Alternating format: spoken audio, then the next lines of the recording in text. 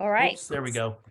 I use Zoom every day of the week, multiple times. I've never had an issue. Maybe this is someone to help us here. Are Hi, you, this is Tony. can you hear Tony? On the phone, we got disconnected. Yeah, I'm on a Zoom right now. Is this about that? No, it's not about a Zoom at all. Actually, I was looking for the broker number. Okay, Danielle, I'm can gonna have to make call me a you back, co-host so Alex. I can I'm right mute in the him? middle of a meeting.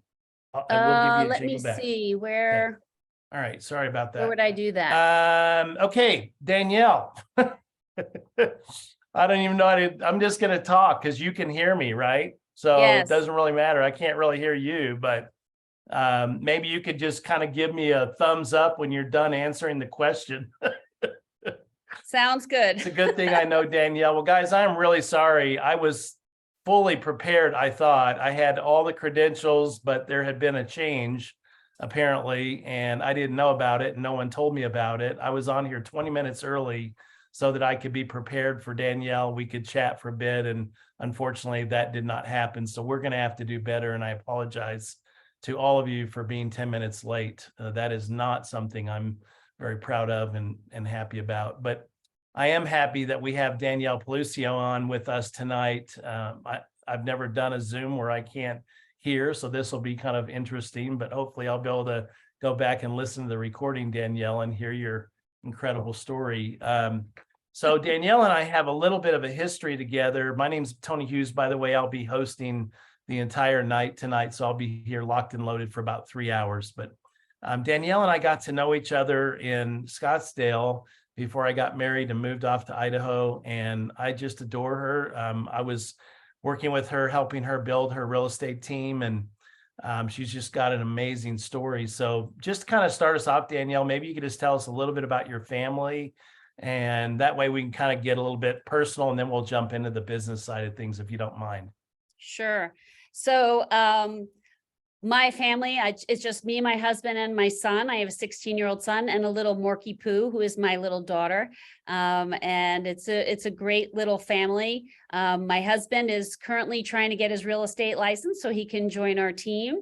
And I need him on my end. He's an ex-pool contractor. So that's always a great dynamic to have a contractor on the side of the business. So we have his expertise that's going to be great on the team and once he joins.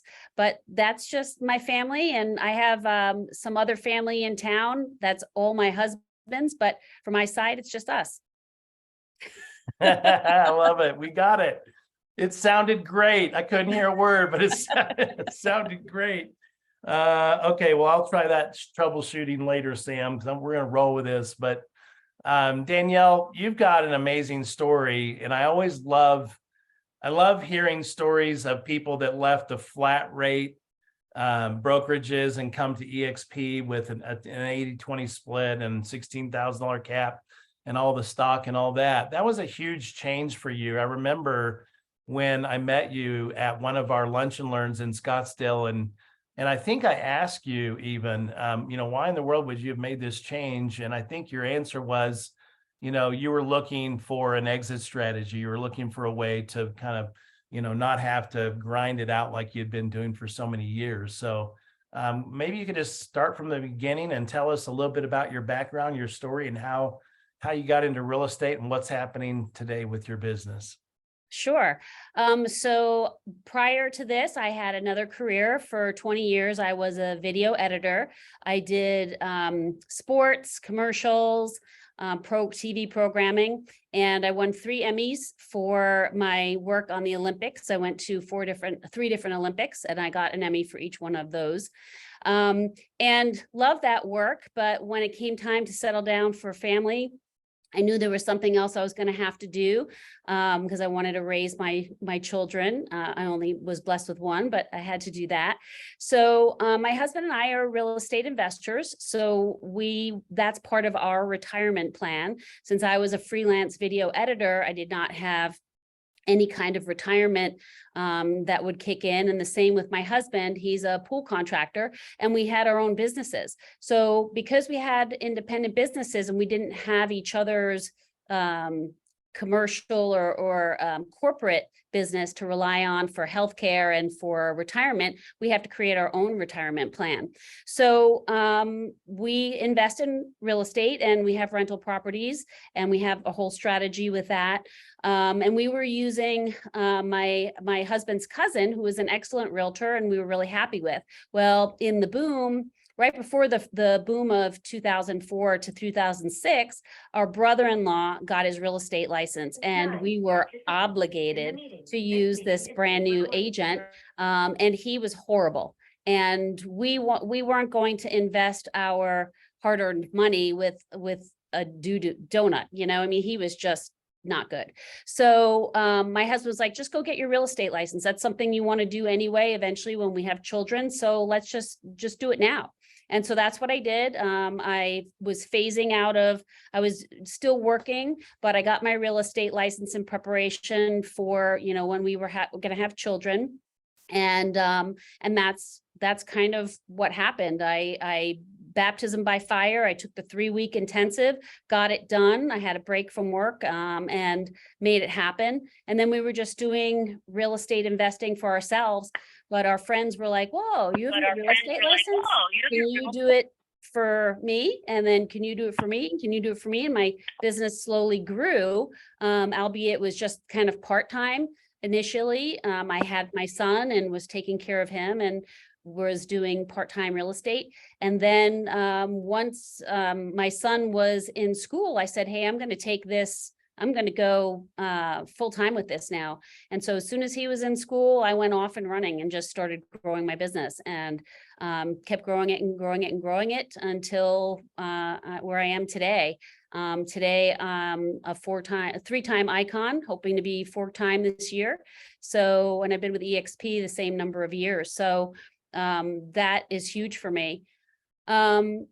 So far as brokerages go, I started out at a little tiny boutique brokerage because the gentleman that was the broker was a big investor also, and he only had about 10 people in the brokerage. So he kind of took me under his wing to learn about investing.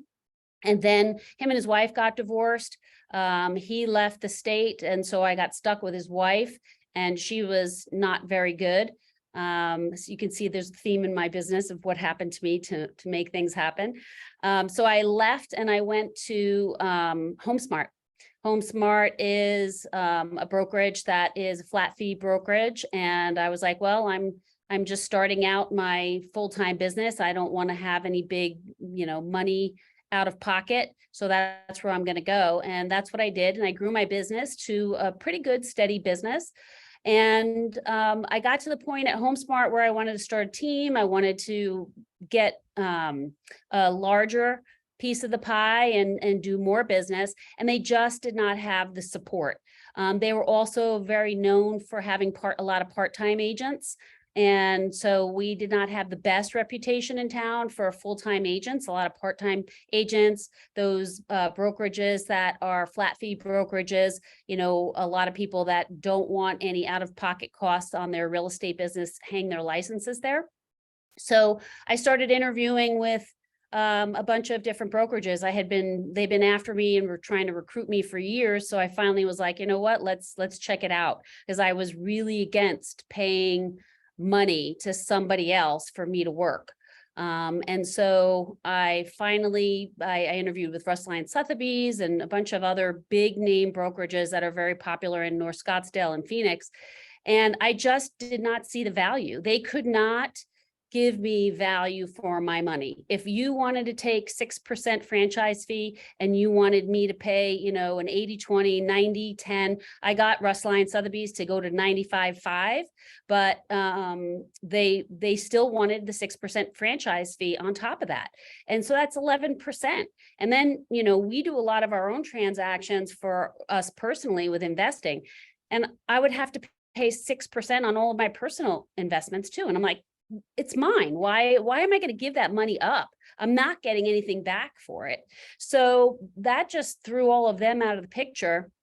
Little boutique brokerages just didn't have enough to support what I wanted to do. And I just happened to be reading a real estate, local real estate magazine, and I saw an ad for eXp Realty, the Ninja team.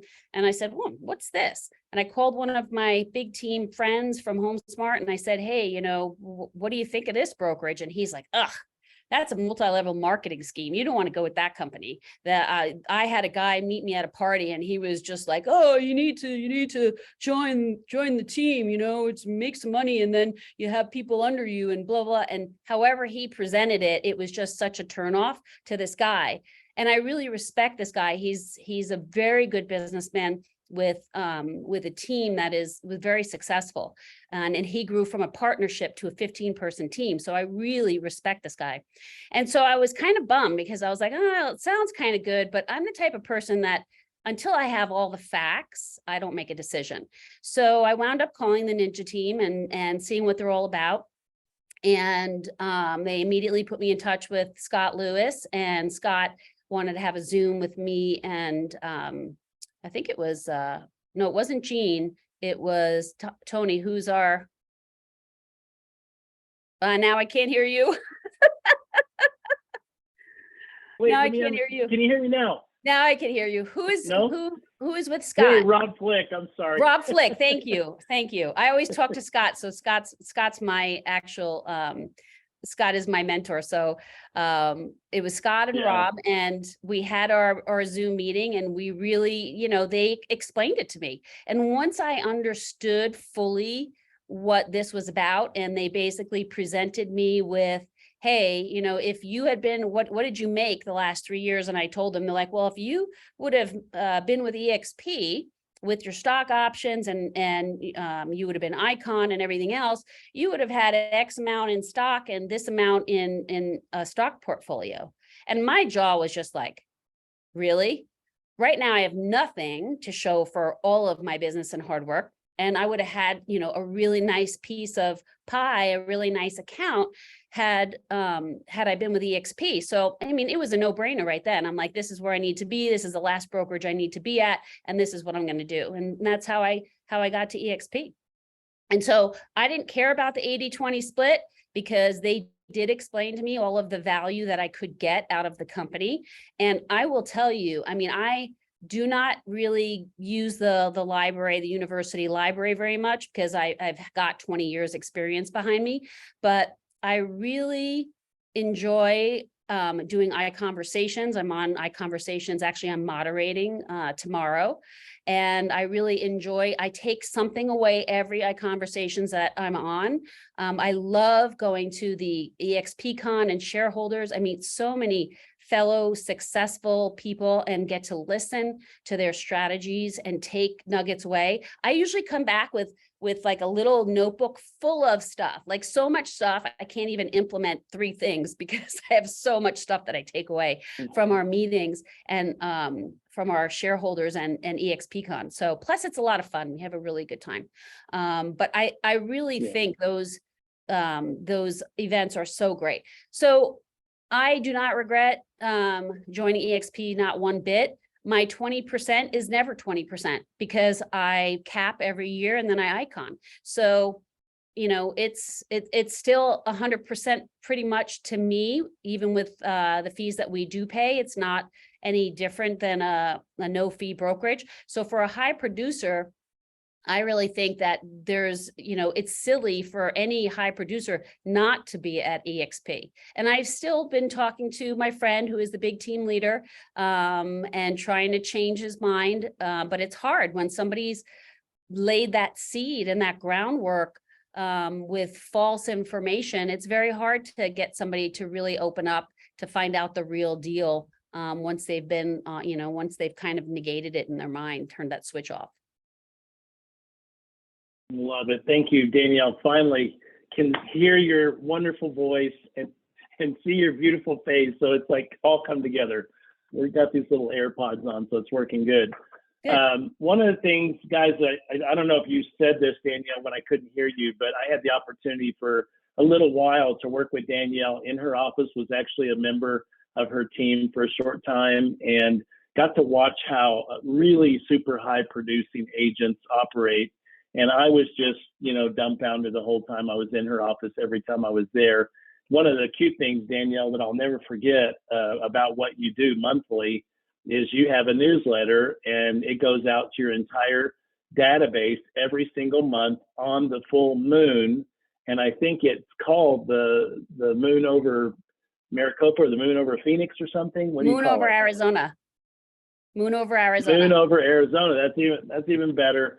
And I just think it's so great because Danielle sends this newsletter out every month, and there's so much quality content in it that if she is a day late, 2 days late after the full moon, she actually has clients calling saying, "Hey, the full moon was 2 days ago, and I haven't gotten your newsletter." I thought that was pretty awesome. That's a good testament to the value that you bring to the table. So, Danielle, what are your goals, if you don't mind sharing, for 2023? What are you working on? What are your big rocks this year? For my goal every year is to icon, because for me, it's Okay. about the bottom line. I don't want to pay money to work. So I want 100% brokerage, and EXP is that, as long as I cap an icon. So my new year just started March 1st, and I should cap, I think, in one more transaction. So then I'm on my road to icon. So 4-time icon is my personal goal. My team goal is to get a few more team members and start really building out the team and making my team members start to produce and really become very, very strong players. I have a new agent she's only been in the business 1 year. And then I have another agent that relocated from California. So we're building the business pretty much fresh for them. We've been working about a year building the groundwork, and now it's time for them to shine. And it's very challenging because this is a tough market to learn and start to shine on. It's a very challenging market, but you know what? I'm not afraid of it. I am embracing this market. I am so excited for all the frauds to be out of this market, and have just the quality agents that really know what they're doing, really take the business and run with it, because there's always a ton of business. We may have low inventory, we may have not a lot of buyers out there, but there is still business there. There's plenty of business for everyone, as long as you put your nose to the grindstone and know how to go get it. I love it. I love it. You ain't scared. You're just taking the bulls by the horn, Danielle. That's the way you roll. So I love that. We record this every week, and then we upload it to the Big Win Wednesday YouTube channel. And so there'll be a lot of people that will be, oh, there's Sharon, Scott's wife. I'm going to let her in. There'll be a lot of people watching this a little bit later. So there will be a lot of newer agents. And I just thought, if you could roll your memory bank back a couple decades, when you were a brand new agent, what's the biggest tip, strategy, advice, guidance, whatever you want to give to an agent in order for them to really have a sustainable real estate business that will pay their family year after year after year? So I started a little differently, because we started out as investing. So it started out as a personal thing for me. But when I'm coaching my team members and whatnot, there's a few things. One, you have to have grit, and you get into it you get out of it what you put into it. If you're not going to put time and effort and energy into building a business because you are an entrepreneur, if you're not going to put that time and energy into it like you would a full-time job, you're not going to be successful. It's like anything else. It's not punch your time clock, walk in the office and do the least amount you can do in order to earn a paycheck.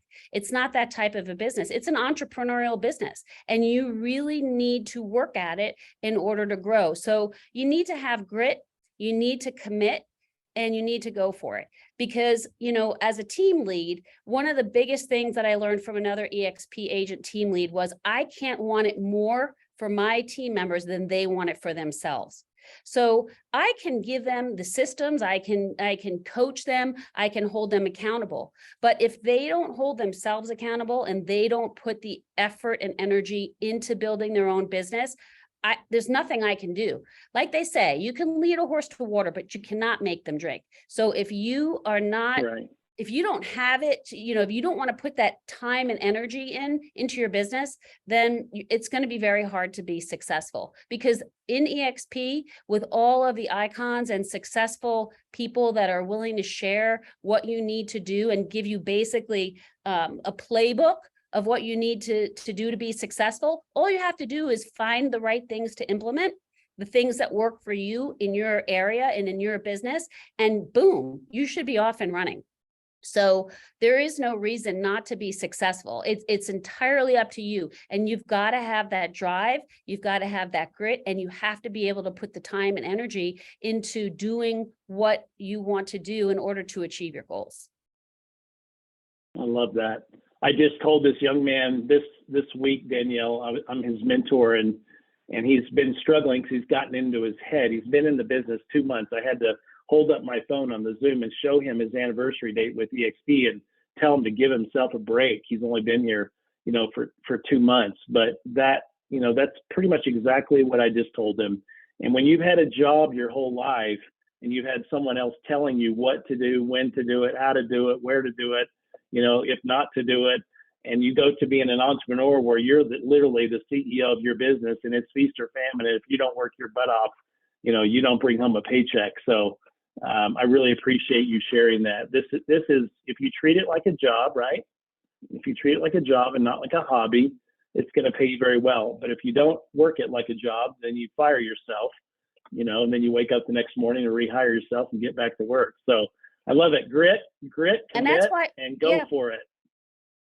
That's right. That's why 50% of agents get their license and they don't renew it after 2 years, because they do not know what to expect. They do not know how hard this job is. It's not an easy job. It's not glamorous like, on Showing Sunset or whatever that show is, because I don't watch real estate shows because they're such baloney. But if you go on, it's not, oh, I dress nice and I show 3 houses and then I make, $50,000 commission because I sold a 1.3. I mean, I love when I interview people that want to be on my team and they're like, oh yeah, I just got my license last month and I want to get into luxury. Okay, well, you have 0 experience, and somebody that owns a home that's $1.5 million that has a choice, why would they pick you? Why? I mean, you have to have realistic expectations. That's why you have to set your goals very realistically. If you're a brand new agent, you got to go after those first-time home buyers. There's tons of first-time home buyers out there, renters galore. You can teach them how to go from being a renter to being a homeowner. There's lots of ways. Sean Cochran, I love him. He is from Chicago area. He does TikToks and videos all the time. I met him at EXPCon. Oh my gosh, he has some great ideas on how to be a homeowner, buy a duplex or buy a triplex and live in one of them. And then the rest of the units are your rent roll. And I mean, just so many ideas on how you can help people do home ownership. But if you're a brand new agent, you gotta start with the first-time home buyers. There's so many of them out there, and you can guide them. And if you make a mistake, hey, they're not going to, crucify you for it because they really don't know any better. So, have a mentor like Tony, have your mentor guide you so you can guide them well, and be honest. If you don't know something, just say, hey, you know what? I'm not 100% sure about that, but I'm going to find out. And this way we have the right answer and we know exactly what to do moving forward. You have to build trust with people. And if you can build trust and go after some business, you'll make it happen. One of my team members, he was with me for a year and he did 10 transactions his first year. Why he quit? He just felt like real estate wasn't for him. And I was really bummed because he had, do you remember Peter? Tony, were you here when Peter was here? Yeah, wasn't that your nephew or something? It was my husband's cousin's son. And so he joined the team. He really wanted to do real estate and he did phenomenal. He was awesome. He just didn't like it. Wasn't his jam. 10 deals his first year and he quit? What the heck? Yeah. Yeah. It wasn't his jam, which I get, I mean, it's a lot of work. There are a lot of people that think it's easy, and he thought it was just going to be easy. It wasn't going to be as hard as it was. So, that's part of it too. But there is business out there. And if you're a new agent, I mean, definitely you can join a team who already has laid the groundwork that will hold you accountable. But again, ultimately, you have to hold yourself accountable to do the work and put the hours in. Amen, sister. It's awesome. As you've grown your real estate business, Danielle, by the way, you look great. I wasn't able to tell you that earlier, but I love your haircut. Thank you. As you've been growing your real estate business, one of the things that really popped out to me as I was watching and observing you during my time with you was niches. And you have really found a niche that you've capitalized on, continue to capitalize on. And maybe you could talk a little bit about, your niche with doctors. Yeah. So I'm a certified doctor's agent. Doctor's agents are people that have been in the business for a while.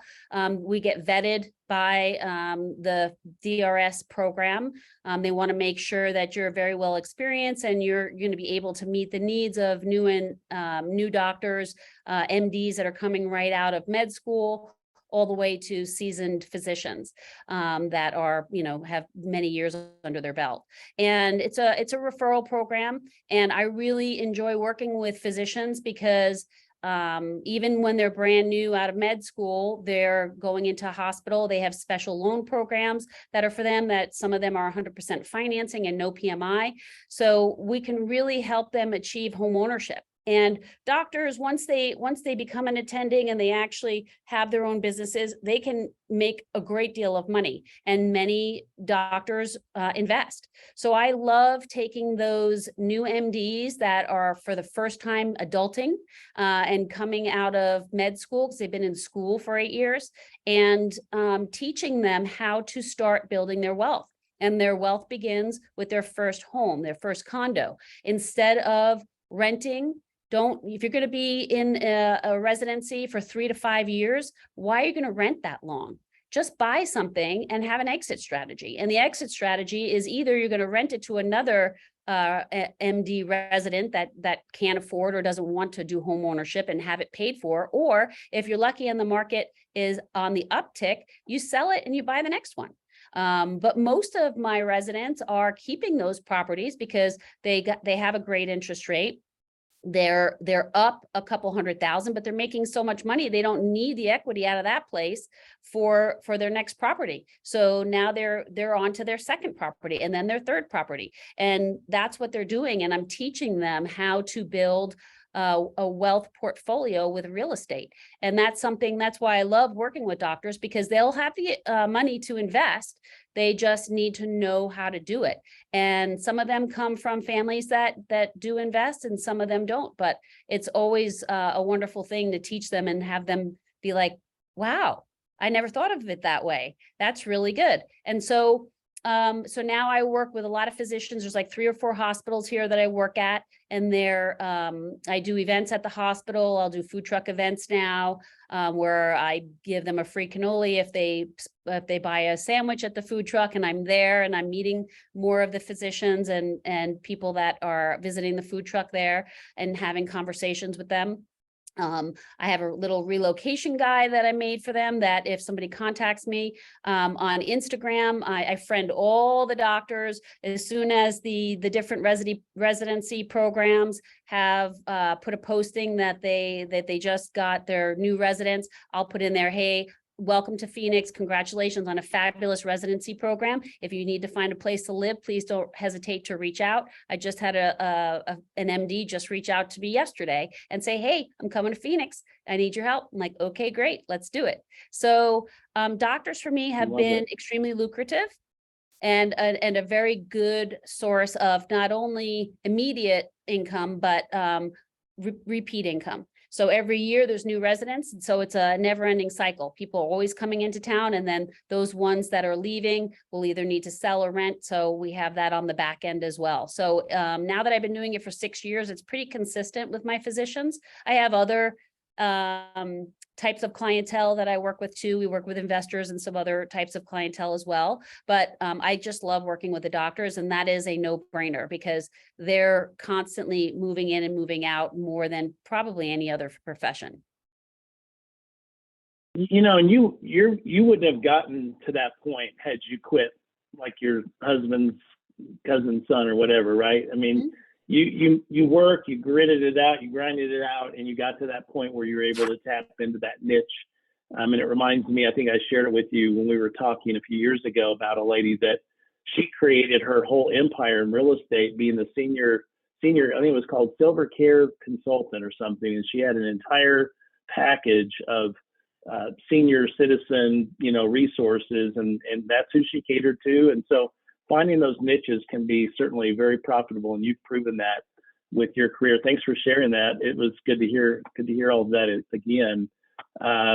Danielle, you live in Maricopa County, and for those of you that don't know, I was the team leader CEO for 3 different Keller Williams in Maricopa County. Maricopa County is in Phoenix, Arizona. It has about 5 million people, 4.5, 5 million people that live in that county.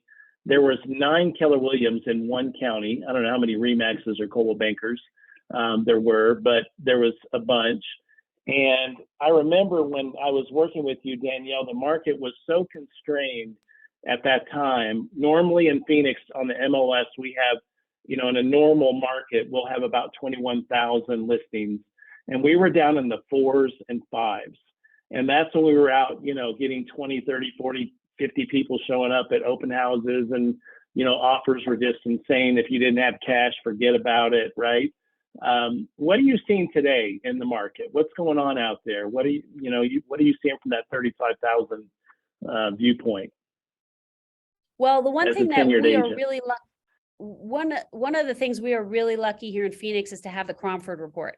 So Cromford is Michael Orr's company, and he is an economist, a British economist, and he has studied the Phoenix market for over 40 years. And one thing that they do is they used to do it quarterly. Now they do it monthly. They have a little market update, and they do everything by the numbers. Numbers don't lie. I'm a data girl myself. When I'm negotiating contracts, I show the numbers, I show the comps, and basically they don't lie. And that's how I get really amazing deals for my clients, is showing the numbers and showing market trends. And I use Cromford report data to show downward trends when I'm representing a buyer, and then upward trends when I'm representing a seller. So I make the data work for me. But you want that that market data is great. And so I actually just was on one of the market reports last week, and we went from a 4,000 home market last February up to a 21 to 22,000 home market in December. So we had an incredible increase. Oh, wow. Yeah, it was 1,000 homes per week from the end of March until August, September, that we added every week. And so that was helped with the rising interest rates, the increase in inventory, the lower demand, that helped put us from that crazy extreme seller's market into a balanced market by August. And then in about October, we started to hit a little bit of a buyer's market.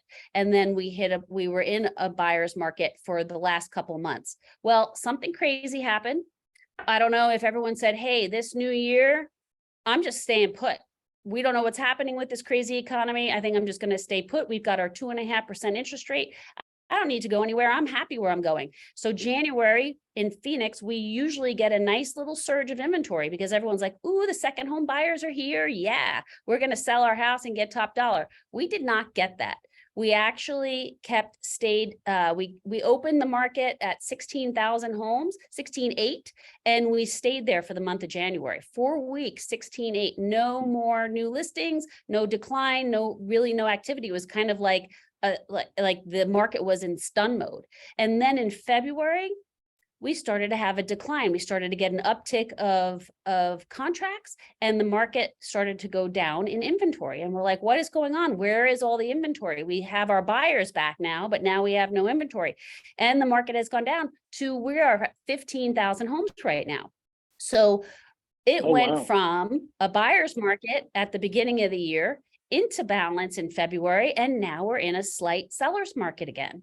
So we don't know what's going to happen. It's crazy. We could level off. We may continue on a downward spiral with inventory. We just don't know what's going to happen. So right now we are in a slight seller's market, which right now I have a lot of sellers that are thinking about it. And I'm like, don't think, let's go, because you have an opportunity here before these interest rates go nuts to get your house sold and get a good price.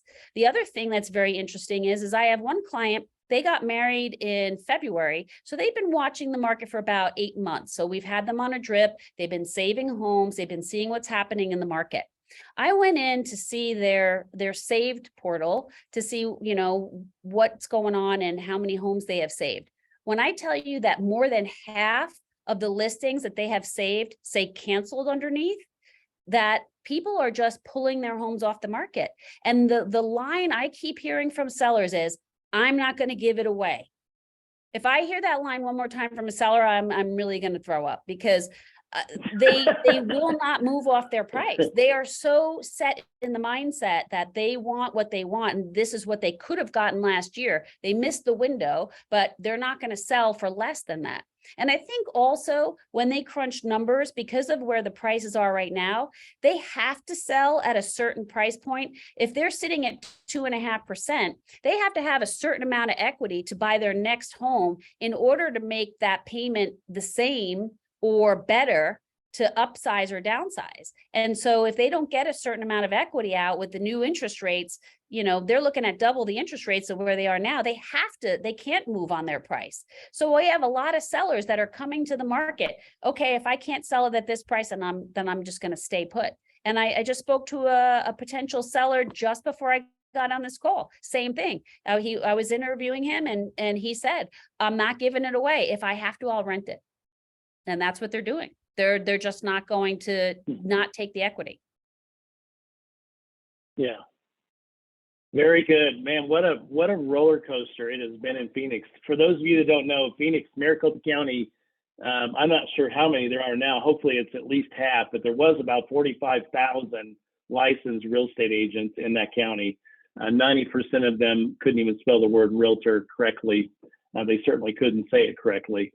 But anyway, hopefully this new market will give us a little bit of a cleansing, like you said earlier, and annihilate all the posers out there. And actually, in the peak of the market, my assistant and I went on, and the Cromford report showed us there were 90,000 realtors in Maricopa County.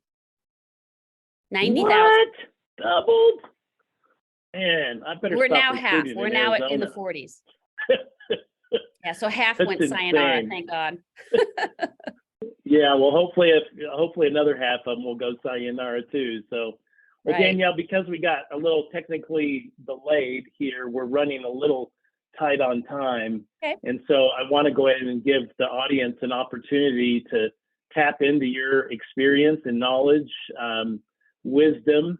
So if you have any questions, clarifications, you want to just say hello to Danielle, tell her how freaking awesome she is, because she is freaking awesome. You can do that as well. And I love Danielle. I was saying something the other day on one of these Big Win Wednesdays, because it was like all men. It was all like, there was no women on here. I'm like, this is so weird to me, because women are primarily the force of real estate. You know, men are not. At least the last statistics I saw, you know, the vast majority of real estate agents are women. And yet this one particular meeting, we had none. I got to tell you, it is so nice to see, watch, and hear such a strong female leader. And I congratulate you. And it gives me energy being around it. I appreciate it. Well, thanks. Hi, Sharon. She made some nice comments. Isn't that great? It's so thank great you to so see much. Sharon. Hi, Hey Sharon. there. You are a boss, babe. My God, you do everything She is. so like, I don't know. That's my question. How do you do your marketing so quickly and run everything so seamlessly? So years of experience of trial and error, which is why I tell newer agents, you know what, it's good to have, it's good to join a team and learn what works, so you don't have to go through that trial and error that I went through. You find out what is working there. Now you have so many opportunities with social media. and video. You know, I use video on every single one of my listings. We always try and do, you know, depending upon the price point, we'll either do a flyer or we'll do a nice magazine style brochure to kind of stand out and be a little bit different so that our marketing materials are always top notch. You have to have professional videos. I mean, a lot of people, you know, when you're new in the industry, you don't want to spend money, but it costs money to make money. And you're never going to see $1 million property with iPhone pictures. I mean, you'll never sell that. And I actually have seen that, and they don't get sold. And why? Because that type of clientele looks at the pictures are crappy. They're like, well, I don't want to go see that house.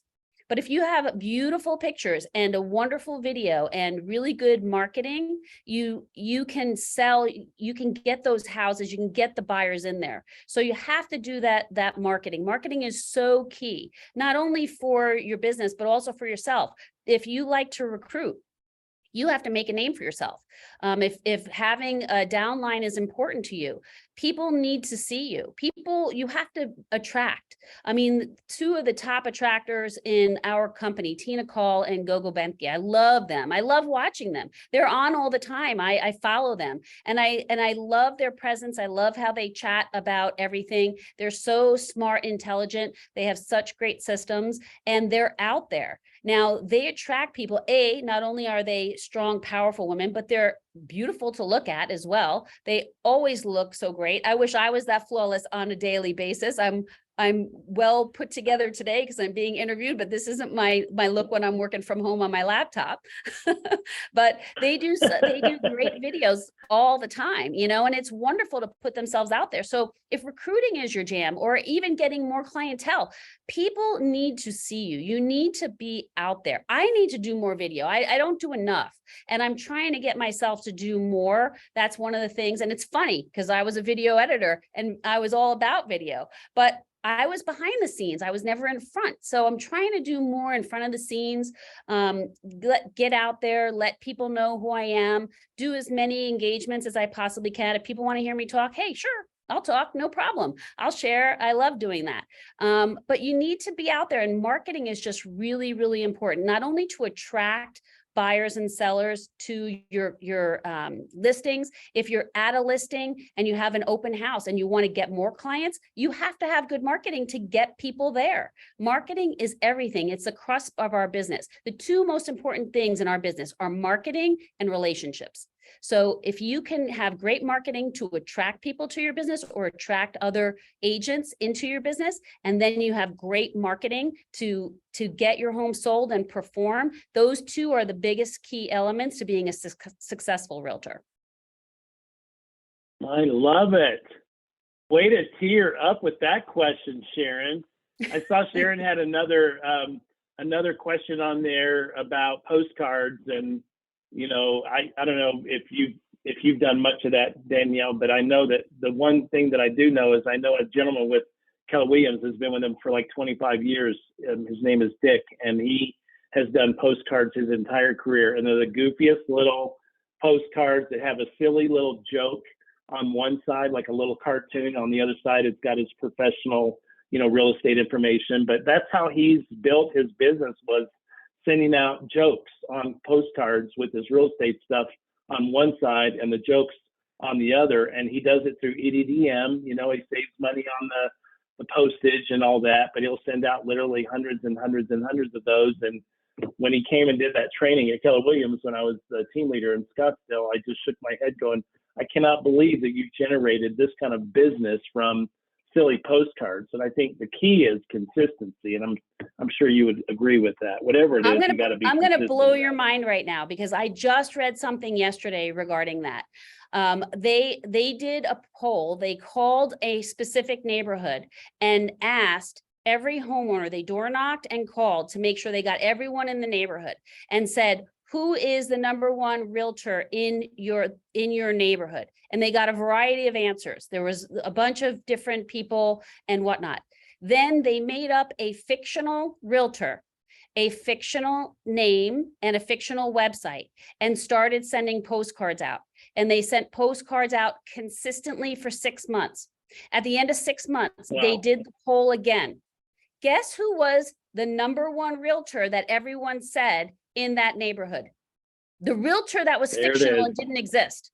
It never There it sold is. a home, and it was just a non-person. I was blown away when I read that, to read about the power of marketing. That's the power of marketing. If perception is reality. We have a company here that I can't stand. It's called 72 Sold. They have the gall to put up billboards that say, "We sell your home for more money." Really? What kind of data do you have for that? I'm a data girl. I want to know that data. How do you have data that Yeah. supports that statement? How are these people not being sued for false advertising? I don't get it, because every 72 sold house that I've seen, I haven't seen sold for multiple offers or higher in this market. So I want to know how they can claim that, but it's perception. Why are they saying that? Why are they doing that? Because they're getting the calls. Oh yeah, they sell homes for more money, because now they're drumming it in people's brains. That is the power of marketing, people. You need to get your face and name out there, Perception no is matter how reality. you do it. Just do it consistently, pick a platform and do it. I heard they are getting sued for I that false love it. advertising. Good, I hope so. I'm in Phoenix too. I see Well, their it's the signs. same. Yeah. If you drive through Salt Lake or drive through Utah, I-15, it's crazy. This company, Homey, which I'm sure some of you have Ugh, heard about, yeah. their billboards are everywhere, and they say, you know, realtors selling your house for $30,000, eat my shorts. Like, and it says that on the billboard, eat my shorts, or it'll say, your realtor sold your house for $35,000, ugh, you know, UGGH or whatever. So they're, you know, those people, I don't want to say what I want to do to them, but we don't need Yeah, those and kind of they brokerages list in our business. for the buyer's agent, they're 1%. I did a homey home once, and I could never get a hold of the agent. I mean, it was terrible. It was so difficult. I had to do both sides of the transaction for 1%. It was terrible. Yeah, it's the opposite of a great experience from Mhm. everything that I've been involved in. So, well, guys, we're running out of time. Does anybody else have a quick question? We're going to take a brief intermission, let Danielle get back to her family here in just a minute. But if anybody has any final comments or questions, or just want to express your gratitude, please do so now. One thing I will say, while people are typing in the chat, if they have any questions, is I always say knowledge is power. And it is great that we all have to get CE every year. And one of the things that my doctors always comment on is, you have more letters behind your name than I do. And that is purposefully done, because when I have to do 24 hours of CE in 2 years, I want to make sure that whatever CE I'm getting some more letters behind my name. So if you have to do CE, don't just wait until, you know, your year is up and then plow through, you know, 5 or 6 or 10 online courses just to get it done. If you see interesting, go through the designations, go and see what designations you might be good. I mean, I'm a master certified negotiations expert. I am a pricing strategy advisor. I'm a accredited buyer's rep, a seller's representative specialist, a 55 plus representative. I mean, I have all of these designations, an e-pro marketer, all of this stuff. Knowledge is power. You're going to get great, great, great information that is going to help you be a better realtor. You're going to have more marketability because you have these letters behind your name that you can explain what they are.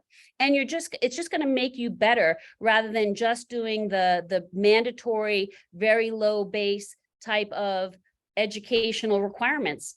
Do it and get certified. PSA, Pricing Strategy Advisor, is a 1-day, 8-hour course. If you have some downtime, invest in that. Now you learn how to price houses properly. That's a huge skill that you need to have as a realtor. Get a negotiations type of designation. Get something that specializes. If you like working with vets, if you like working with older people, find that niche. Get that certification. There are niches for luxury. There's niches for everything. You have certifications that you can get that will help you do your CE, give you more knowledge, and then also make you better at marketing yourself. Because then you have that marketing power, where Joe Realtor, who has no certifications, versus you put them on a different playing field. Even my brand new agents, they all have at least 2 certifications behind their name right away. I make it mandatory to be part of my team. Oh, we lost you, Tony. I think you're on mute.